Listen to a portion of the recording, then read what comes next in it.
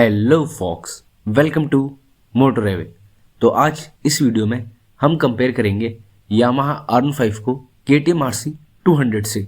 जब से RC 200 India में लॉन्च हुई है वो R15 से compete कर रही है, क्योंकि भले ही ये दोनों बाइक अलग सेगमेंट की हो पर इनकी प्राइसिंग में ज़्यादा अंतर नहीं है और ना ही इनकी परफॉर्मेंस में।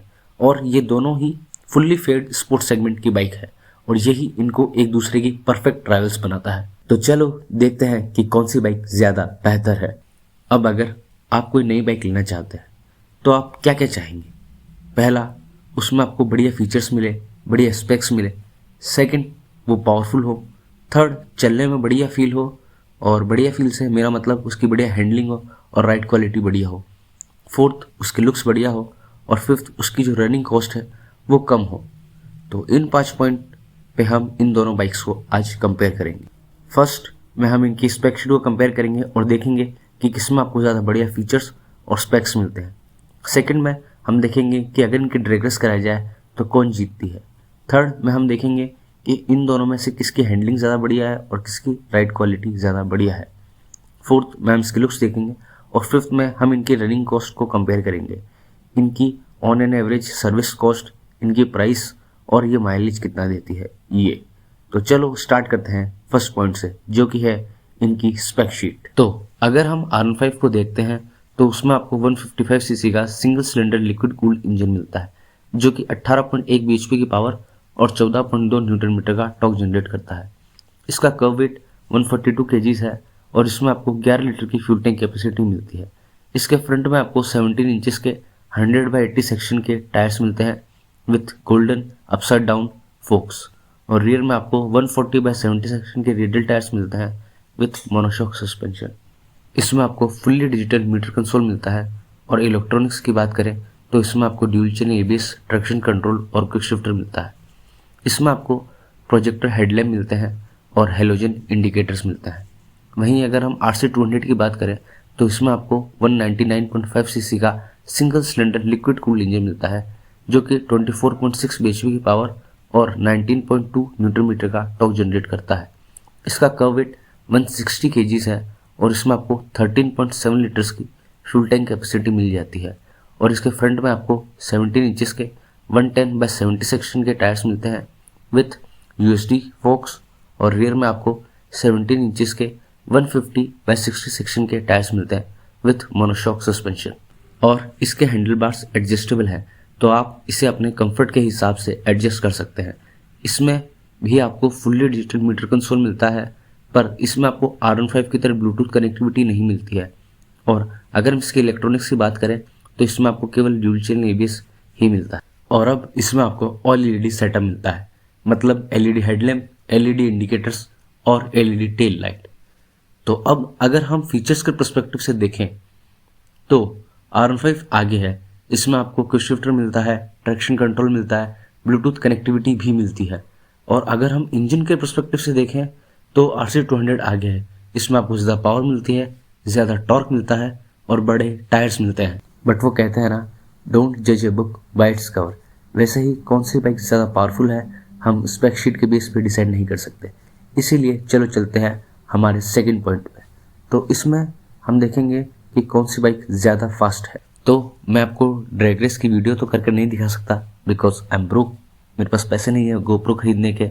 इसलिए भाइयों, जिनने भी अभी तक चैनल को सब्सक्राइब नहीं किया है प्लीज़ सब्सक्राइब कर लो। बट हाँ, मैं आपको डिस्क्रिप्शन में लिंक ज़रूर दे दूंगा दोनों बाइक के ड्रैग रेस की वीडियो की। और हम इन दोनों बाइक्स की ड्रैग रेस जितनी भी बार करवाते हैं उसमें हर बार R15 ही जीतती है।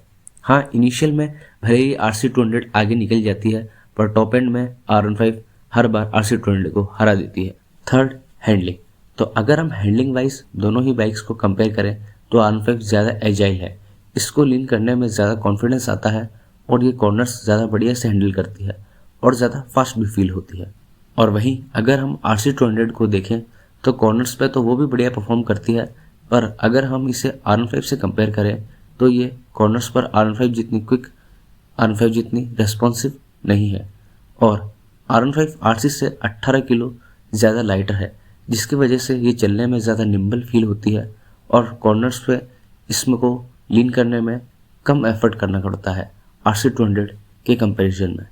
और R15 का इंजन ज़्यादा स्मूथ है, ज़्यादा रिफाइंड है, पर RC200 को अब पहले से ज़्यादा कंफर्टेबल बना दिया गया है। इसमें आपको एडजस्टेबल हैंडल बार्स मिलते हैं जिसको आप अपने कंफर्ट के हिसाब से एडजस्ट कर सकते हैं, और इसकी सीट्स भी पहले से ज़्यादा सॉफ्ट है। Fourth, looks. तो इसमें तो कोई दो राय नहीं है, R15 the best looking bike है। इसके लुक्स, इसकी रोड प्रेजेंट नेक्स्ट लेवल पर है। और अब बात कर लेते हैं लास्ट पॉइंट की, जो कि है कॉस्ट ऑफ ओनिंग।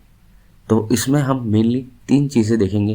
पहली buying cost, second service cost, और थर्ड कॉस्ट ऑफ रनिंग, जिसमें हम माइलेज देखेंगे। सो पहले देख लेते हैं बाइंग कॉस्ट। तो R15 की जो एक्स-शोरूम प्राइस है वो है 1,92,000 रुपीज़, और ये R15M की प्राइस है। और RC200 की जो एक्स-शोरूम प्राइस है वो है 2,09,000 रुपीज़। और अगर हम इन दोनों की सर्विस कॉस्ट को देखें तो R15 150cc की बाइक है, और यामाहा और KTM दोनों ही प्रीमियम ब्रांड है, पर KTM थोड़ा ज़्यादा प्रीमियम ब्रांड है, इसीलिए उसकी जो सर्विस कॉस्ट है वो थोड़ी सी ज़्यादा आती है R15 के कंपैरिजन में। बट ये जो डिफरेंस है ये हल्का सा ही है, कोई बहुत ज़्यादा नहीं है। पर हाँ, जो KTM की इंजन लाइफ है वो 35 to 40,000 किलोमीटर्स होती है। उसके बाद आपको इंजन रीबिल्ड करवाना पड़ता है।